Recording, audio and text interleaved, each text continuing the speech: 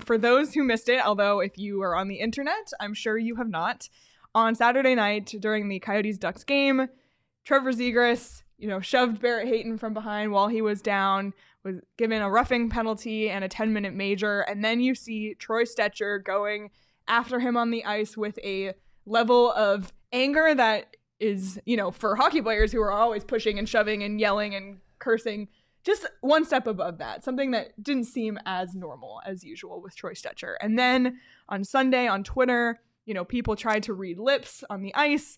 People, put out there that maybe Trevor Zegras was going after Troy Stecher's father, who tragically passed away in 2020.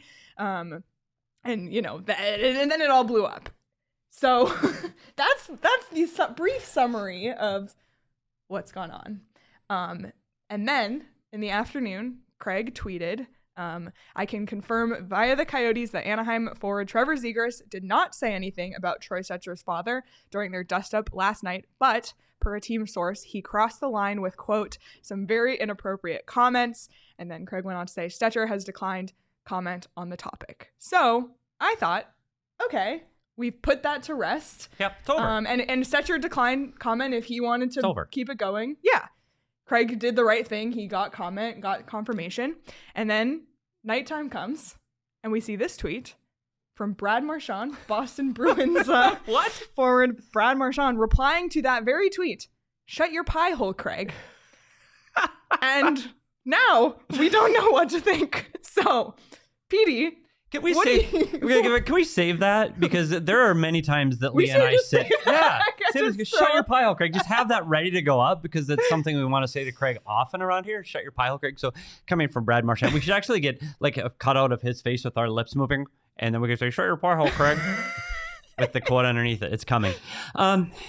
There's, surprisingly enough, there's a lot to unpack. Yeah.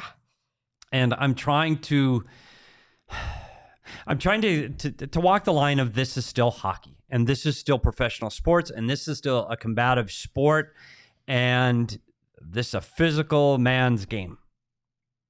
Having said that, I'm not in the war. I'm not in the fight. I'm not in the ice. So my opinion to this is there are some lines you can't cross. I'm not sure exactly what they are, but most importantly, if you are going to be that guy on the ice, and believe me, there are these guys in the National Hockey League and have been for the existence of this sport, you have to be able to back it up. And you have to be able to, and I don't mean just fight, but you have to be able to take it, for one, and you have to be able to, at times, you might have to defend yourself. So I think that's important. The biggest concern I have here with Trevor Zegras, me personally, is that he is becoming and is being portrayed as one of the faces of this NHL. This league is promoting its stars, its star players, and its personalities. He's literally on the cover of a video game. Exactly. Yeah. And they want him to be that player that he is in people's living rooms. They know who he is. He does funny skits at the All-Star game. That's what they want from Trevor Zegras. They want his skill. They want his Michigan from behind the net, his flip over. They want that. But if part of the Trevor Zegras package is this side of it, unfortunately, that has to come along with it as well. So my advice would be, if you're going to be that, and you want to be the face of the league and the face of the upcoming superstars in the league, then my opinion, shut your mouth. Play. You don't see these issues with Connor McDavid. You hear this with Trevor Zegras all the time. You saw Troy Terry having to stand up for him a year ago, and I know all of this was, it was bad comments and all this. This is following Trevor Zegras around because guess what? I hate to say it, people. This is who Trevor Zegras is. He is becoming that player. He has to learn that he can't just say whatever he feels out there. Do it with your hockey. That's fine. Beat people. But you have to watch your mouth. And I think what's missing in Anaheim, I think what they're missing is Getzlaf, Perry. They're missing that leadership group that can pull him aside and go, hey, kid, shut up. Because we're going to have to fight your battles. Unless you're willing to fight your battles, shut up. Because we're going to have to get in fights for you. And we don't want to do it right now. Go win. Go play. Yeah, especially when this team is in the mix for the first overall pick. Yeah, they're bad. Yeah. So that's where I get frustrated. Like, and it's funny. So what I did, because I'm not in the fight, and I've never been on the ice in these high pressure situations. I reached out to some people. I asked them to come on the show and make comments and let us interview them on the air. And surprisingly, guys didn't want to do that. They didn't think it was their place to get involved in this, but they did give me a lot of comments.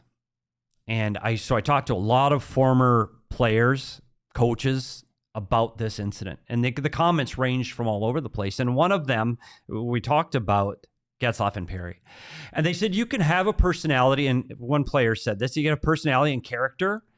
And the player that did it most recently that Coyote fans remember was Jeremy Roenick. Jeremy Roenick was brash. He was confident. He would say things. He was cocky. But Jeremy never crossed the line on the ice personally like that with personal comments. And more importantly, Jeremy Roenick backed it up, played incredibly hard and did his talking on the ice. And he said that's the kind of character balance you have to have with being a high-skilled player and knowing what and when to say things. And he said he's the perfect example of that. And Trevor Zegras hasn't learned that yet. So we'll see. I've got a lot more things that we can get into. I wanted to see what you thought of it. Well, so here's what I thought. And Craig said this on our show Saturday night, like we didn't want to make assumptions about what was said because we weren't on the ice. We didn't know. And unless Troy Stecher or anybody else from the Coyotes or even Ducks wanted it to be known, that was on them. So when everything was blowing up on Twitter yesterday, I wasn't subscribing to anything that wasn't like confirmed by somebody who was there. When Craig put out his report, he did the right thing. He reached out to the team for comment. He reached out to Troy Stecher for comment. He declined comment. They had said it wasn't about his dad, which was the rumor. So at that point, I was fine to push it aside and let it be. The Brad Marchand tweet is actually the thing that re-stirred all of this up, because there's so much not being said there and being said at the same time. Because like that wasn't really Brad Marchand going after Craig, because Craig's tweet, literally all it was facts and reporting. Like Craig didn't even insert his opinion in that tweet.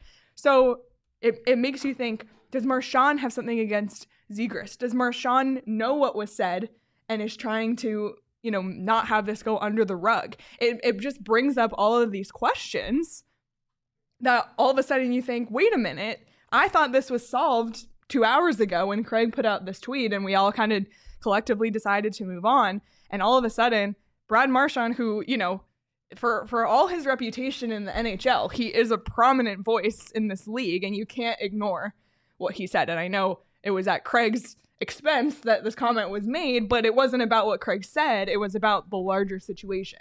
So that's why we're still sitting here talking about it Monday morning. And the Marchand part of it's interesting, because if you don't think this player's licked other players in fights, in skirmishes, if you don't think he said something a little inappropriate at times on the ice, you're out of your mind.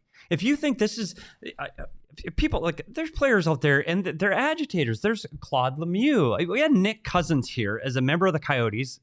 He said something on the ice that enraged the opposing player so badly, he chased him after the game.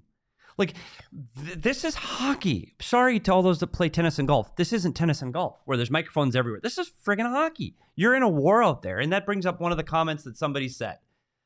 If it helps you win and gets under the opponent's skin, nothing is off limits. He said, if this helps you win, nothing is off limits. But he also said, you better be able to back it up. And this is a guy that played a little while ago when the game was a little different, and there probably weren't as many microphones and people listening and lip reading. But he said, this is nothing. He said, to compare to what happened in those times. I'm not justifying anything, because most of the responses were this. And family is off limits. And that came up from tough guys. Whatever you can live with doing or saying.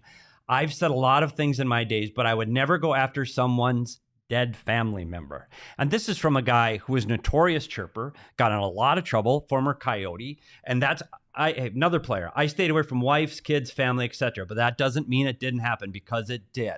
Some people have a hard time controlling their emotions and will say something out of anger and stuff. I feel there are more unwritten codes, and it seems like that is getting more and more so as the years go on. He said the old era was much, much worse. Most guys would not cross the line with wife and families, but he said that doesn't mean it's off the table, because it happens. So most people did say wife and family are the limits. One last guy, I'm going to give his comment, another tough guy. I believe there is a line, and this is a guy that fought a lot in the National Hockey League. Death in the family, kids, they're a no-go for me. Also, how each individual takes that chirp is upon them. If you're going to chirp somebody, you need to understand how it's going to affect the other player. They will get pissed. And lastly, he said, Zegras is about to feel a bit of wrath if he keeps it up. That team is not very tough anymore. And his buddy got beat up last year. He needs to get with it or expect more of this to happen. And I think that's ultimately it. Zegras doesn't have to do this. I don't know what it is about him that he feels he has to play like this. Just stop it. Yeah. Like, you're a great, skilled hockey player. Don't do that. Let your skill show part of the game. Don't do this. Like, I'm all for competing, and I never played at this level, but I said this once that I was playing in college, and I was adopted, and someone said to me, you were adopted because your mom didn't love you. That is horrific, but I laughed. That was really, really good, and I didn't let it affect me or my play because I didn't let it get under your skin, and this is hockey. I think there are some lines, and in today's society, you have to be very careful of what you say and how you talk about people.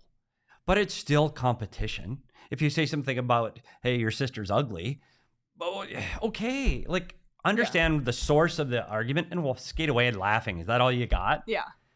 Anyway. But also, Troy Stecher had every right to react how he did. Because absolutely. Obviously, it pushed a button. And beyond that, to that point, be careful. Because you saw how he reacted. They play again on April 8th.